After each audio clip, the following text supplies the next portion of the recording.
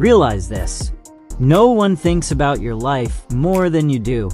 There is a silence before the turning, a stillness before the moment breaks. There comes a time when you understand that no one is coming to lift you out of the life you have already outgrown. Not because the world is against you, but because everyone is occupied, carrying the weight of their own survival. This realization strips away illusion. It ends waiting. It ends the search for someone else to move you forward. Something inside you quiets. Silence was never abandonment. It was exposure. It revealed the exact place where strength must be built. This is where you finally face yourself, without interruption. No audience. No witnesses. No rescue. The world teaches you to chase recognition. Stoicism teaches you to become undeniable without it.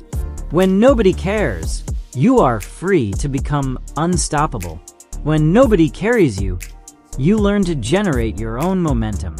When nobody is watching, discipline stops being effort and becomes identity. Self-mastery begins where applause goes silent, and self-command takes its first breath. Once you understand that no one is coming, you stop waiting for life to open a path. You cut one. Silence becomes fuel. The absence of observers becomes freedom. Strength is no longer something you search for. It becomes something you step into. This is where the ascent begins. Slow at first, then inevitable. You stop waiting for strength and begin building from it. And once you begin, there is no going back. The ascent does not wait for comfort. From here on, the work is no longer about being seen. It is about becoming the kind of person who can rise without witnesses. This is the discipline of becoming untouchable. The truth that nobody cares is a direct lesson in responsibility and personal agency. It shields the mind from unnecessary comparison, noise, and emotional dependence on validation. Most expectations placed on the world are projections of undeveloped inner discipline. When you accept that no one is coming to rescue you, the mind becomes lighter, and the path forward becomes clearer. The Stoics taught that every person carries the duty to govern their inner world. The outer world is busy with its own burdens. This truth is not cruel. It is liberating. It returns control to where it always belonged. Modern culture teaches people to seek attention as proof of importance. Stoicism teaches the opposite. A person grows stronger when they no longer need the crowd to confirm direction. When you stop waiting for applause, you create faster. When you stop hoping to be understood, you protect your energy. When you stop explaining yourself, you preserve your dignity. This is the foundation of focusing on yourself. Private commitments outweigh public praise. Stoic practice begins with self-governance. Strengthen what is within your control. Release what is not. Expecting others to care about your goals the way you do will always fail. People are invested in themselves. They see results, not discipline. They react to outcomes, not restraint. Waiting for others to value the process leads to bitterness. Accepting ownership leads to momentum. The inner shift begins when you stop waiting to be noticed. A Stoic does not ask for acknowledgement. He commits to the work because the work itself is the reward. Growth does not require witnesses. Progress does not need applause. The person who understands this becomes difficult to distract, hard to discourage, anchored in purpose rather than attention. Social media has turned visibility into currency. Many now confuse recognition with worth. The Stoics rejected this. Worth is defined by conduct. Identity is shaped by habits practiced in silence. When you understand that nobody cares, performance ends. Precision begins. You stop seeking sympathy and start seeking strength. This is where self-respect forms. Discipline becomes a private standard. Integrity no longer needs witnesses. You stop talking about what you will do someday and begin producing evidence through daily action. This mindset protects energy. It removes the need to justify plans to the uncommitted or seek alignment from those who have never built anything. If the work aligns with reason and virtue, no explanation is required. Most setbacks are emotional, not practical. People delay because they are watching reactions, waiting for permission that never comes. The moment approval is no longer required, discipline becomes easier.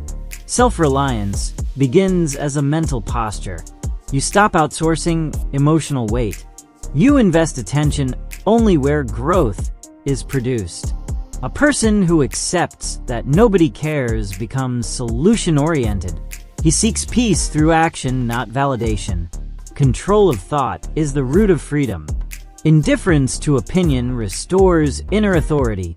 A person who does not need attention cannot be manipulated by neglect. Once excuses disappear, development accelerates.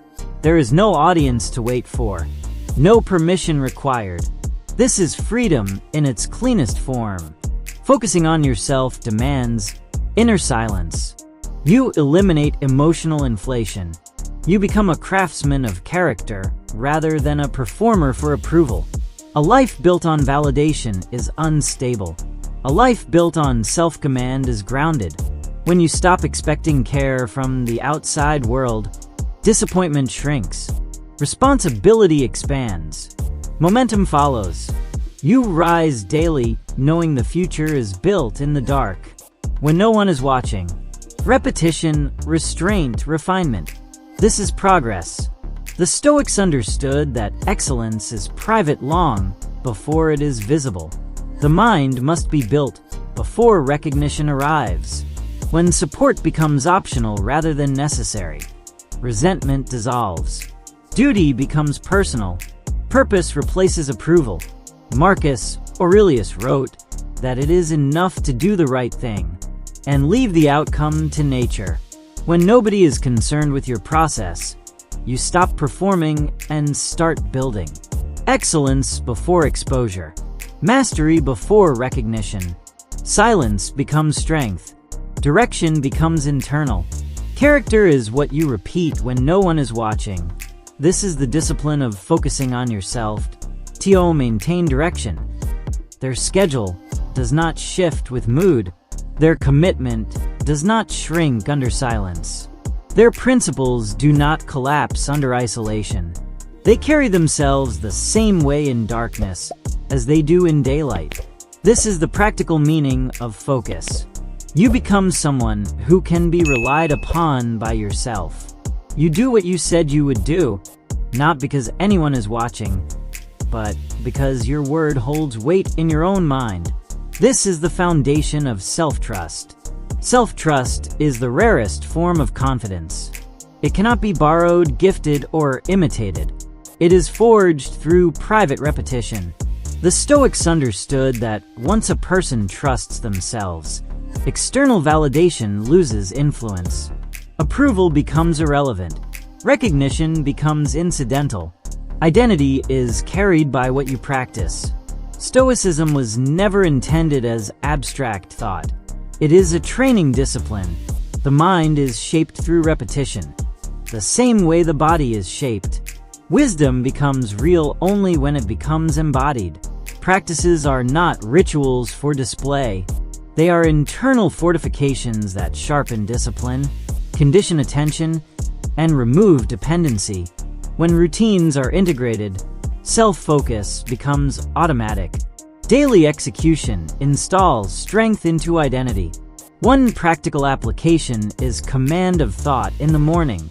Before the external world enters awareness, you decide your posture for the day. Marcus Aurelius reminded himself that the world contains disorder and distraction, yet none of it has authority unless invited. This prevents outsourcing control. Another practice is withdrawal from performance, doing the work without broadcasting it. Discipline becomes the reward, not acknowledgement. A third practice is accountability in silence. You correct inconsistency, restrain scattered attention, and direct impulsive desire. You solve internal causes instead of dramatizing external conditions. Controlled intensity means naming weakness honestly and correcting it. Internal reform precedes external results. Pressure is no longer unfair.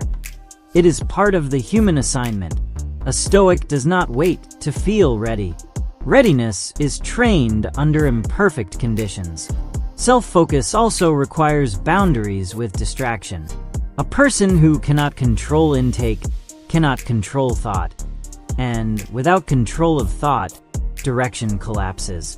Limiting noise is not denial of the world. It is command of the self.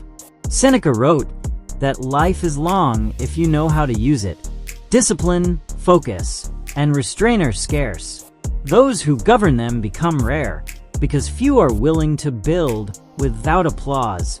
When validation is no longer required, energy becomes available for progress. Posture, speech, and work change. Identity becomes grounded. A focused person curates access to attention, reduces weakening conversations, and stops explaining goals to the uncommitted.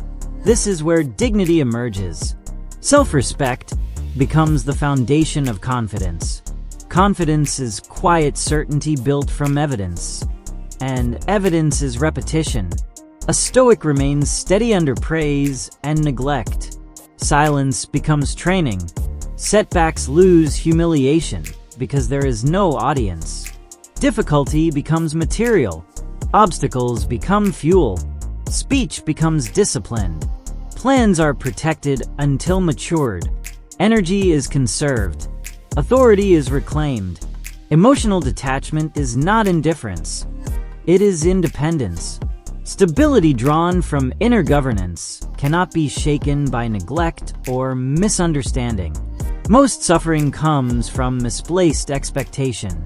The Stoic dissolves this by recognizing human nature. No one carries your life with your focus. When this is understood, disappointment lifts. Emotional detachment trains the mind to stand without leaning. Rejection loses power. Misunderstanding becomes irrelevant. Conduct belongs to you. Judgment belongs to others. You give without demanding recognition. You act without witnesses.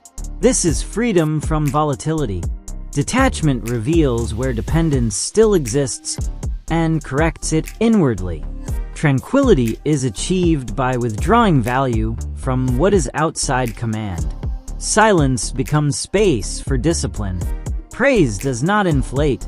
Criticism does not unseat. The mind becomes self-directed. Growth becomes durable. Dependency is unlearned through discipline.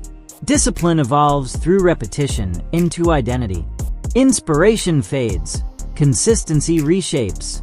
You act not from mood but from nature. Correction replaces collapse.